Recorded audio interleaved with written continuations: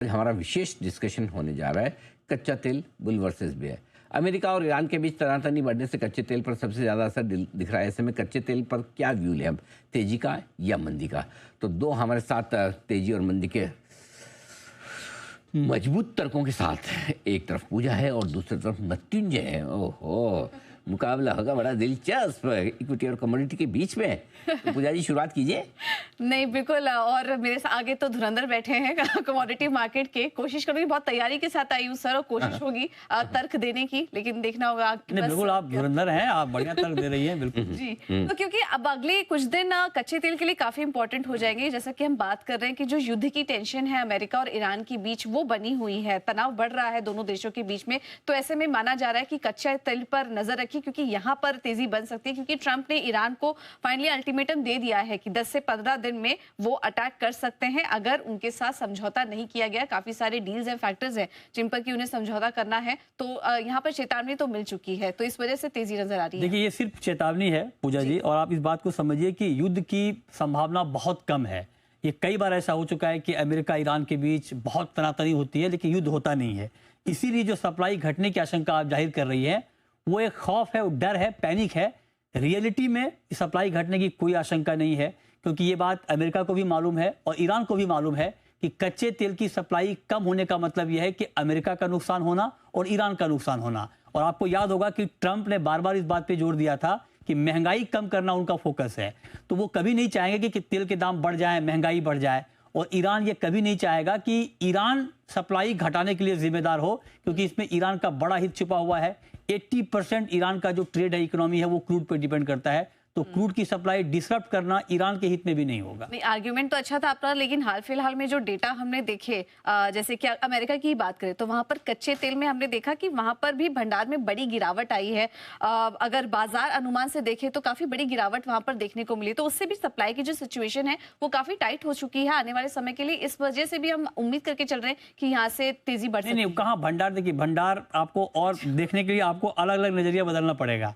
अब आपने एक भंडार की बात की, मैं आपको दूसरा भंडार बताता हूँ। जो फ्लोटिंग जो भंडार है, जो शिपिंग है, जो क्रूड के जो टैंकर घूम रहे हैं अलग अलग लोकेशन में, उसके स्टॉक बहुत ज्यादा हैं। और ये आंकड़े आपको चौंका सकते हैं। आप देखिए 2026 में 37 से 38 मिलियन बैरल प्रतिदिन का एवरेज सरप्लस है कच्चे तेल का। मतलब आप सोचिए, जितनी डिमांड है उसके मुकाबले 37 से 38 लाख बैरल रोज की ज्यादा सप्लाई है क्रूड की।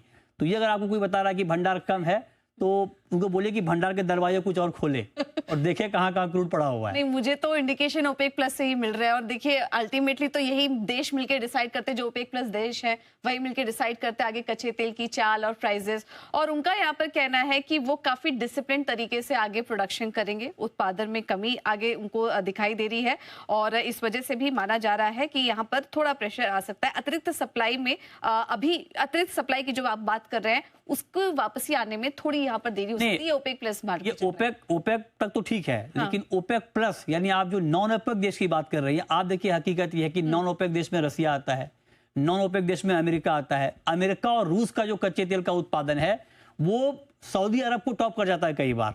तो सिर्फ ओपेक के आंकड़े को आप मत देखिए, क्योंकि रसिया का बहुत ज्यादा प्रोडक्शन है कच्चे तेल का, अमेरिका का बहुत बड़ा उत्पादन है, शेल ऑयल का उत्पादन अमेरिका में लगातार बढ़ रहा है। और आपको याद होगा कि जब यूएस के चुनाव हो रहे थे तो ट्रंप ने यह नारा दिया था, ड्रिल बेबी ड्रिल।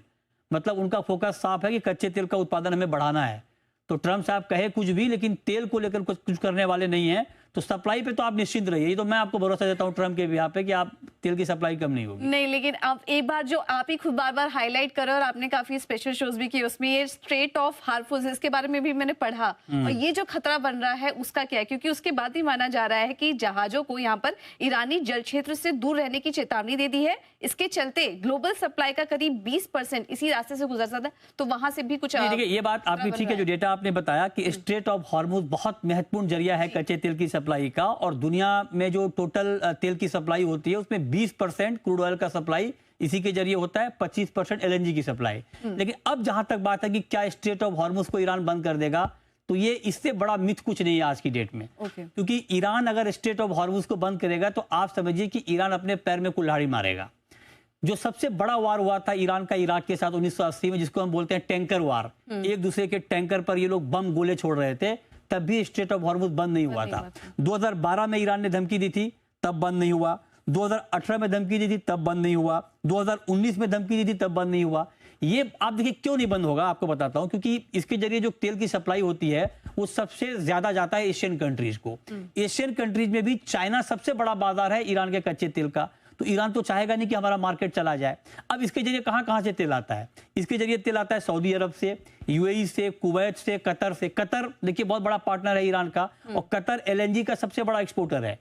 तो ईरान ये कभी नहीं चाहेगा कि कतर को दिक्कत हो जाए, सऊदी अरब को दिक्कत हो जाए, बाकी गल्फ कंट्रीज को दिक्कत हो जाए। तो ये धमकियां तक आपको ये शायद मालूम ना हो, मैं आपको बताऊं कि कुछ ही दिन पहले, पिछले हफ्ते ईरान ने कुछ वक्त के लिए स्ट्रेट ऑफ हॉर्मुज को बंद किया था, लेकिन कोई बड़ा इंपैक्ट इसलिए नहीं आया क्योंकि मार्केट को ये मालूम है कि स्ट्रेट ऑफ हॉर्मुज बंद होने वाला नहीं है। ये बार बार एक पोस्चरिंग हो रही है ईरान की तरफ से, जो होगा नहीं। लेकिन देखिए सप्लाई डिमांड की चिंता यहाँ पर बनी हुई है, युद्ध का माहौल भी बन रहा है। अगर युद्ध हुआ तो हम तो यही मान के चल रहे हैं कि क्रूड यहाँ से अगर बढ़ा तो 70, 80, 90, 100 तक जा सकता है, बेलगाम घोड़ा बन सकता है यहाँ से। नहीं, अगर युद्ध हुआ, ये जो आपने बोला अगर में ही मगर छुपा हुआ है, वो ये कि युद्ध होगा नहीं।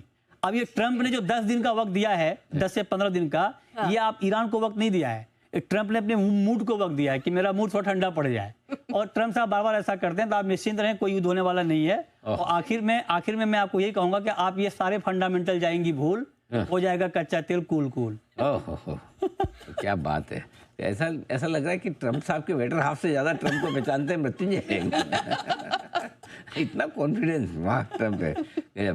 लेकिन बाकी सब चीजें पूजा जी, आपको ये सब तर्क देने की जरूरत ही नहीं, आपको सिर्फ एक सिंपल सा लॉजिक देना था जी।